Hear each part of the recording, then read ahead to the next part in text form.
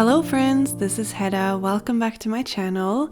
Today I am putting together a pen pal letter for my friend Kat. You might know her from her YouTube channel Kat's Planner. I was so lucky to meet her in her hometown in Portugal in August, and she gave me a pen pal letter in person, and today I am making one to send back to her. I went for a cottagecore theme this time because it's just this time of the year and I just want to make cottagecore everything. So here I am lettering her name, her full name, Katarina. I usually call her Kat, but Katarina just looks very nice and it just like fits the cottagecore theme so much, I think. So I used an Archer and Olive calligraph brush pen to letter her name. And then I'm using a Zebra Sarasa gel pen to just outline everything. And I'm using a yellow one so that there isn't any like harsh black lines here because I want to keep it soft. I want to keep it earthy. So that's what I'm doing here. For my envelope, I just went with a standard craft paper envelope. I'm pretty sure I bought this one either at Michael's or on Amazon.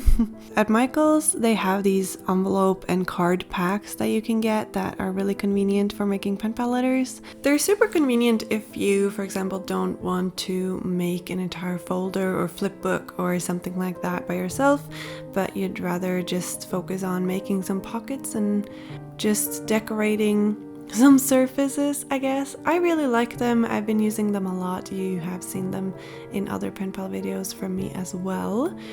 So here I am just cutting out Katarina's name and I'm using my favorite scissors. They're from Helle. Just cutting close to the letters, but not too close. I want there to be a little white border around her name because the background is craft paper, so it's nice to just have that white border around it to make sure that it stands out. The yellow color isn't that different from the craft paper color, so yeah, just want to make sure that it is visible enough. The envelope is pretty big, so I felt like I had lots of room to play around with, basically. You need pretty big stamps for international mail from the US to Europe, or like from the US to anywhere really. So I made sure to have enough room in the top right corner for big round stamps. In the end, I think I had to cover up Kat's name a little bit, which was a little bit annoying, but it's just like that sometimes. A strategy I haven't tried before is putting the stamps on first and then just building my collage around them. But at the same time, I don't always know how many stamps I'm gonna need until I'm done with the letter. So yeah, I don't know, maybe the order I'm doing things in wouldn't work for that strategy. But I guess if you made the contents first, then weighed everything, and then put the stamps on the envelope and then decorated the envelope, then yeah, that would work. I'll have to think about that for future letters. The little sticker in the middle that looks like a little notepad with some flowers and tape on it is a sticker from Marigona Suli Art. I really like this one and it really fit that cottagecore theme, and I thought it would be just enough space for Kat's address. It's a pretty long one. And then the white scrap paper that you can see kind of on the bottom of the envelope, that is from Notebook Therapy. I'm pretty sure it's from the first scrapbook or like paper pack they ever released, which was back last fall in their Maple Dreams collection. The grid craft paper and the grid white paper, those are both from Stationery Pal. I did show them in a Stationery Pal haul, so I can put a link to that in the description box below. And then I'm using some ripped paper out of an old book. Not sure exactly which one this is from. I do have a lot of different ones at this point. The main focus of my envelope is going to be this girl sticker. This one is from Marigona Suli Art, so I knew that the colors and the theme, I guess, would fit really well with the sticker where I'm putting the address.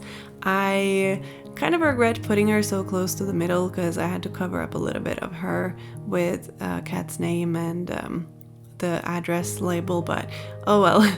She's super pretty and there's like pinks and browns and reds and greens and just like all the colors that you would think about when thinking of cottagecore stuff. For extra decoration, I used some more stickers from Marigona Suli Art. I really like her sticker sheets because she always makes these like tiny floral or dot stickers, little branches, little stars, stuff like that. So I basically just used those tiny stickers to decorate around and like on the collage, because this envelope is actually really simple. It is just those like 4 pieces of paper at the bottom and then just some stickers on top. So this is something that anyone could make, I think, and especially when you have really pretty stickers like these from Marigona Suli Art, then you know, you can't help but make something beautiful. I've been enjoying a lot more pen pal content on Instagram lately, and 3 of the accounts that I really like right now is koi.graphic. They make really pretty letters, and they also use a lot of my stickers and my printables, which makes me feel really honored, and it's just so much fun seeing people use my stickers in a creative way. So yeah, I love their account, you should definitely check it out. The next one is Written with Love with 2 E's. Emma makes such pretty letters and they're always so well put together. I'm getting a lot of inspiration from her lately. And then the last one is Snail Mail Sharon, which I found recently, and their letters are also beautiful. So if you're looking for some new snail mail and pen pal accounts to follow, then I really recommend those 3. Here I am just decorating the back of the envelope, and I also used a little label from Happy Dinosaur Co. so that I have somewhere to write my return address, because I always say this, it's important to put your address on every letter that you send so that the recipient can know where to send their reply if you're sending to someone you haven't exchanged letters with before, or if you're sending to someone like me. But also, in case your letter gets lost or can't be delivered, it will get sent back to you. So the return address is very important. I'm putting some last details on the envelope with my Sakura Jelly Roll pen. I think I used the size 10 for this, and I'm just making little circles and dots and just complementing the little flower and dot stickers from Marigona Suli Art and kind of making it all come together. I've really been liking using circles and dots instead of sparkles recently. It's definitely a different look, maybe more playful, but yeah, I really like how it looks. And that's it for the envelope, and now we can move on to the contents. This time I am really reusing and recycling. So I am using this little folder that Lena from Mochibujo made for me. She made this for me for my pen pal letter, and now I am reusing it and putting some goodies in here for Kat. And I'm doing this because I keep all of the letters that I receive, and I keep the folders and everything like flip books that people make for me, but they do just kind of tend to take up space. And I feel like a better use for the contents is to reuse them. So especially in this case where she made a really pretty folder with pockets and lots of room for goodies, and she just decorated it really nicely. It fits the cottagecore theme in my opinion. There's like greens and florals on there, kind of vintagey, and I think it's better to use it than to just keep it in the envelope and not look at it for 5 years, you know? So I do hope that maybe Kat can find some use for it next and send to one of her pen pals, and then we can just keep it going. It would be really funny if Lena ended up receiving it back from someone at some point. That would be peak pen pal inception. Anyway, here I am just putting some washi tape samples on a little gift tag. I got this gift tag at Michael's, I'm pretty sure, and I'm using some washi tapes from Marigona Suli Art that she sent me. She did a huge shop update with lots of washi tapes, and she asked me if I wanted to receive some, and I said of course, they're beautiful. So yeah, I don't know what's normal for washi tape samples, but when I make little gift tag samples like this, I usually count 20 rounds around the tag, if that makes sense. I don't know how long that would make the samples, but it's a pretty good size, I think. If you have a system for this, let me know. If the gift tags are smaller, I normally go up to like 25 or 30 maybe. But this way the sample isn't too thick and it won't make the letter too bulky, because that is something you want to avoid when making pen pal letters, to make them too bulky, because a lot of national post services have a rule on like how thick a letter can be to remain in the letter category, and if they get thicker than that, then they are considered packages or parcels. So in Norway that rule is 2 centimeters. If it's between 2 and 7 centimeters, it's in a whole new price range. So I definitely keep my letters as thin as possible.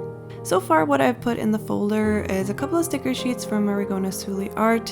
One is called Cottage which I bought myself, and then there is a freebie sticker sheet which is like half-sized.